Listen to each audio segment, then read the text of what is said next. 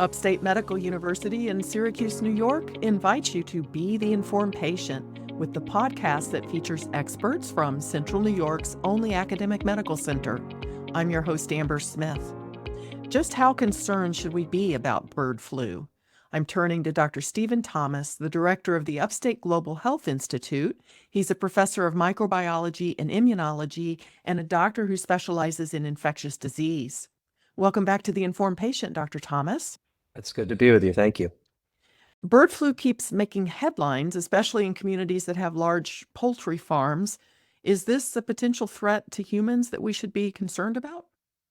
Well, I think the first part is that, yes, this is something that can be a potential threat to humans because it's made people ill in the past. It's killed people, unfortunately, in the past. But the answer to the second part of the question is, I think currently in the United States, the concern can be low to very low at this time. But obviously, we're paying very close attention to what's going on with poultry, what's going on with cattle, and what's going on with the people who interface with those two populations. So we've heard about it in chickens, but is it possible to be in all birds? Maybe taking a step back, there's a couple of different names that people have been using. They use avian flu, they use highly pathogenic avian influenza. Influenza viruses, they have two main components that we kind of use to name them. There's the H component, which is the hemagglutinin protein on the virus, and then there's the N component, which is the neuraminidase component. And there are 16 different H components and 9 different N components, and they can be mixed in all sorts of different ways. So when we think of seasonal flu, that's H3N2. When we had the novel influenza pandemic back in 2009, that was H1N1. Some of them are being confirmed as H5N1. And those combinations may just seem like a word salad, but they're really important because each of these viruses have different characteristics and they have different tropisms, if you will, or different types of cells and different animals and animal species and humans for where they like to infect. And then that can change their ability to be transmitted from animals to humans or to make people sick and these kinds of things. So that's kind of the background to the whole thing. But to get to your question, all sorts of birds can get infected with these viruses and they can kill the birds. In July, the CDC had reported that over 9,500 different birds across the country had been infected. And it's everything from robins and sparrows and bald eagles and owls and crows, and the list goes on and on. Does the bird flu kill the birds? Do they die from this? They can, yes. Many of the reports that the CDC and departments of health list are based on the equivalent of autopsies, basically investigating why the bird died. Now, you mentioned cattle. Does this spread from birds to cattle? Does it spread to other animals as well? This has been in the news recently because I think the count now is about 157 dairy herds across the country that have been affected, meaning they've had cows that have tested positive for the influenza virus. And poultry, which is where we started, I mean, the count there is almost 100 million affected. The concern is that humans obviously engage with these animals. Some people have poultry in their backyard, right? And we've had backyard herds, if you will, that have been infected. And there's the commercial where they've had lots of flu. And now in commercial dairy, we've seen these infections and people who work closely with them, either as part of the commercial enterprise or in terms of outbreak investigations or culling of animals. We've seen humans get infected. Fortunately, not a lot. I think the total number since 2022 has been 9, 4 following exposure to dairy cows and 5 following exposure to poultry. But the concern is that that's going to become more and more common and people are going to become much sicker than what we've seen. Now, when you say exposure to poultry or birds, does a human have to touch the animal or are they breathing the air that the animal's breathing? How does it spread to the person?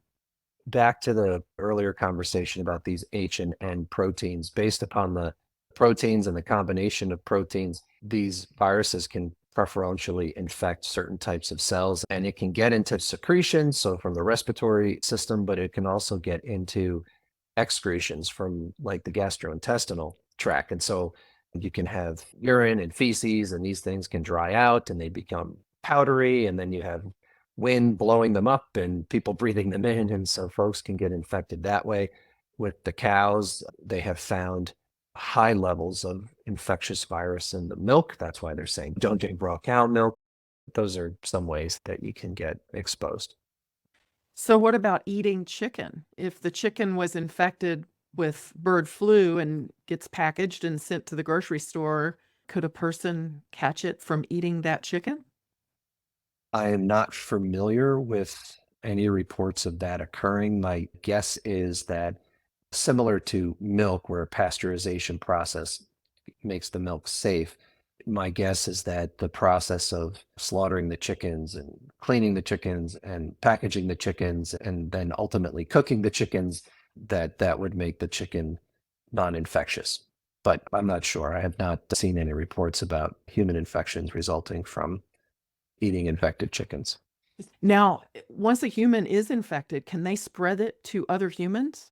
With highly pathogenic avian influenza, we have not seen that yet, which is a good thing, but that's always been the concern. If you want to go way back before COVID, say 20 years ago, and you talk to a bunch of infectious disease people and epidemiologists and people that think about pandemic preparedness, if you had asked them, well, what do you think the next pandemic is going to be?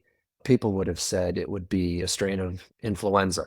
And the doomsday scenario would be a strain of influenza that is as contagious as what we see with seasonal influenza, but that it would be as pathogenic, meaning ability to cause severe disease in people. It would be as pathogenic as these highly pathogenic avian influenzas. So that combo of highly transmissible and making people very, very sick, that would be kind of the pandemic doomsday scenario that everyone was very worried about. And then COVID came along, different virus, similar concerns, but now we're back on the highly pathogenic avian influenza bandwagon again in terms of what we're concerned about. This is Upstate's The Informed Patient podcast. I'm your host, Amber Smith. I'm talking with Dr. Stephen Thomas about bird flu. So, are all farmers with chickens at risk potentially? Well, according to the CDC, 48 states have outbreaks in their poultry. So that's pretty much all of them. And so I think the potential is there. My understanding is that testing has not been as widespread and pervasive and aggressive as certainly the people who care about pandemics would hope. And I can understand there's another perspective on that, the perspective of the farmer. And this is their livelihood. And so I can understand the concern with that. So I would say that, yes, if you have a poultry farm in the United States, then you should be concerned. You should be observant if you're seeing die off of birds or you're seeing employees getting ill with flu-like illnesses, and we could talk about what that looks like, then fast testing and isolation and potentially culling of animals would be the best thing that you can do, both for bird health and human health. But it's a very complex issue that involves discussion of more than just the viruses. What about those people, though, with the backyard chickens? I mean, this would be a concern for them too, right? Both commercial flocks and backyard flocks have been impacted. So the people that have backyard flocks have the same advice to them as the folks who have commercial flocks, which is just need to be informed, stay informed, be observant, be vigilant that if something doesn't look right or your birds aren't healthy or something like that, call your local Department of Health and they can help facilitate getting some testing done. There's not any sort of vaccine available or any preventive steps people can take to make sure their birds stay healthy? They have licensed a couple of human vaccines, and there are a number that are in development. They have not been widely deployed. They were kind of made and then not stockpiled per se, but put up on the shelf. And I think they're now dusting those off and breaking them out and offering them. I think we just saw that the government has issued a very, very large award to one of the messenger RNA vaccine manufacturers to develop an H5N1 vaccine. So they're out there for humans. For animals, not that I'm aware of. Certainly not for poultry that I'm aware of. It sounds like we're not there yet in terms of needing to be worried about it, but a lot of people keep bird feeders, and naturally there's a lot of birds around, but we don't really need to be concerned about that at this point. Yeah, it seems predominantly in these high density, large population commercial flocks primarily. Again, there have been sort of home flocks, domestic backyard flocks, impacted as well. But I think the main concern are these very, very large numbers. We're concerned about the animals for lots of different reasons, some of which are commercial in nature, food source, things of that nature. But the concern from the infectious disease standpoint is just like the virus that causes COVID.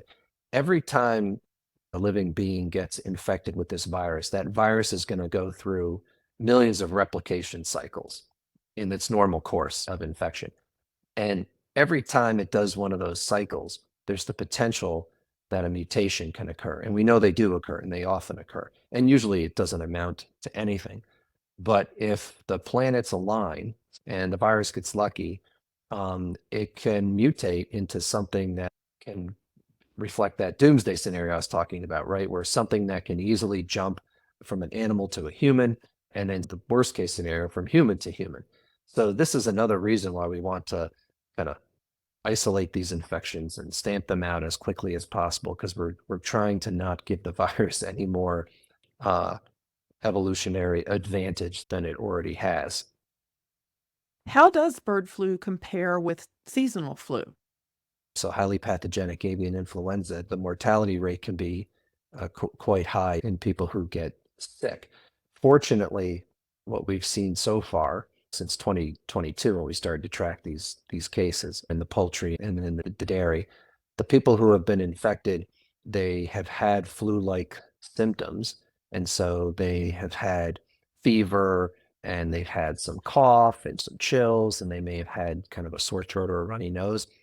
They've also had, um, interestingly, conjunctivitis and eye tearing. Conjunctivitis is what people would say is, red eye, pink eye, that kind of thing. That's interesting because the types of receptors that these viruses like to attach to so they can infect the cells, the receptors in the eye are similar to some of the receptors in the respiratory tree. So it's plausible and it's not unexpected, but it's been interestingly consistent with these workers who have been infected. There have been no fatalities among these 9 that I'm aware of in the US so far. But with seasonal influenza, we have, just because of the numbers, I mean, we have 20 to 30,000 people a year who die of seasonal influenza in the United States. We have about 1 million people who end up in the hospital because of it. So hopefully, hopefully we don't get into those numbers with this highly pathogenic avian influenza that we're seeing right now. Is there a blood test to test and say, yes, you have bird flu, or is it based on the symptoms?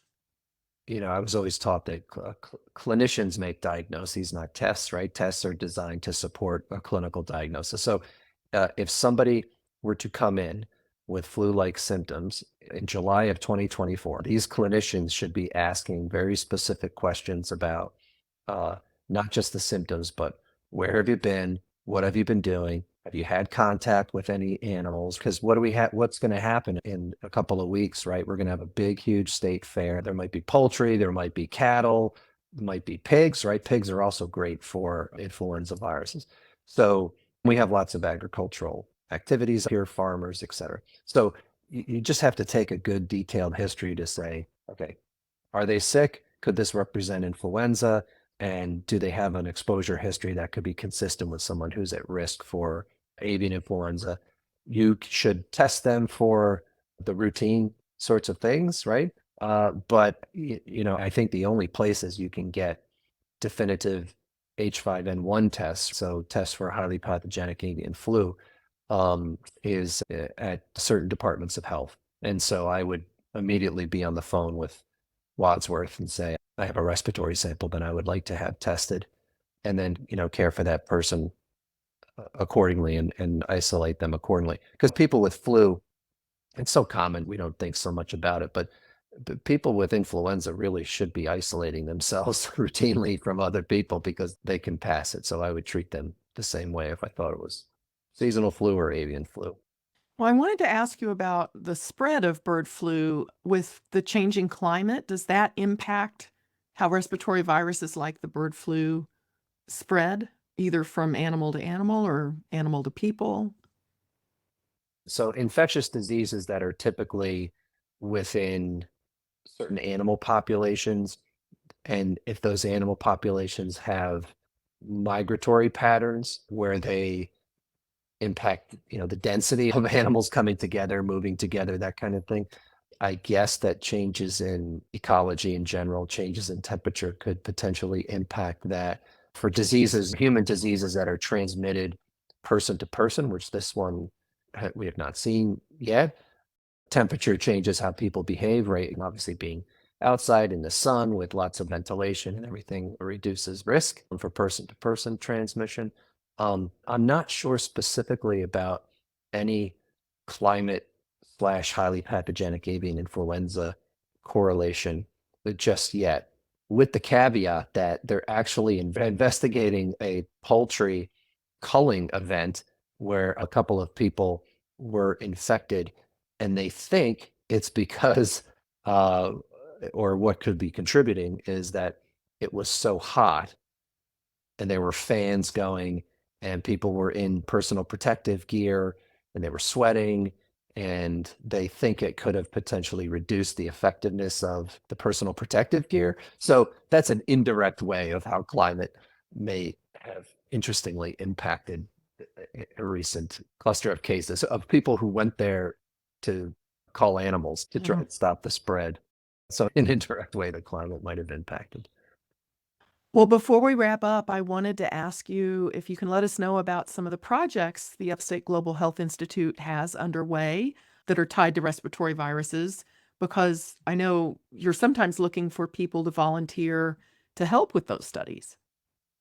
We're involved in a number of influenza studies. We're involved with great partners at the University of Maryland and the NIH in a universal influenza vaccine development project that's been going on for a couple of years now. And we'll have a study that's coming up relatively soon, so spring of next year.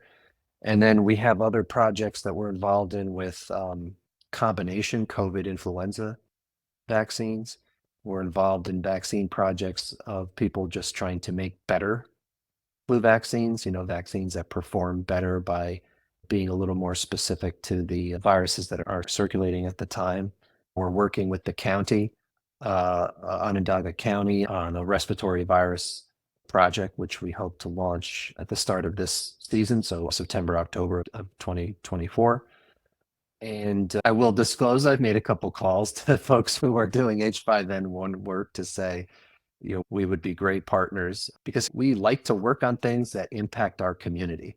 And we have a lot of agricultural and dairy enterprises up here in upstate and central New York. And so we'd like to work on projects which can help our community directly. So we're not doing any H5N1 work right now, but I'm hoping that just like with COVID, we'll be called upon to participate in these trials. And COVID projects continue. We have a couple that are queuing up right now. I think that we have been successful in the work that we do. And a primary reason we're successful is that we have a very supportive community. And we have people who are interested and wanting to volunteer for these studies and to participate, because I think they realize that nothing is going to get on a shelf, nothing's going to get in your doctor's office, nothing's going to get into your urgent care center or hospital or clinic. It's just not going to happen unless these studies are done, and these studies are not going to be done unless people are willing to volunteer. So we have an incredible amount of gratitude for Central New York and people who participate in these studies.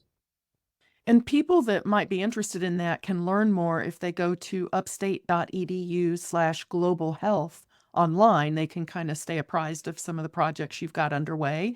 But in the meantime, they don't really need to fret too much or worry too much about bird flu. I think that that's true. And I think just like everything, people just have to be, they have to be informed by listening to programs like this. They have to be observant. They have to be aware. And then if something seems out of the ordinary, then they need to call their trusted clinician and express their concerns. Again, it's people who are sick with an influenza-like illness and have had exposure to birds or other types of animals. Those are the people that we would be concerned about and want to evaluate aggressively. Well, thank you so much for making time for this interview, Dr. Thomas. Oh, it's a pleasure. Thank you. My guest has been Dr. Stephen Thomas, an infectious disease specialist, professor of microbiology and immunology, and the director of the Upstate Global Health Institute. The Informed Patient is a podcast covering health, science, and medicine, brought to you by Upstate Medical University in Syracuse, New York, and produced by Jim Howe. Find our archive of previous episodes at upstate.edu/informed. If you enjoyed this episode, please tell a friend to listen too. And you can rate and review the Informed Patient podcast on Spotify, Apple Podcast, YouTube, or wherever you tune in. This is your host, Amber Smith, thanking you for listening.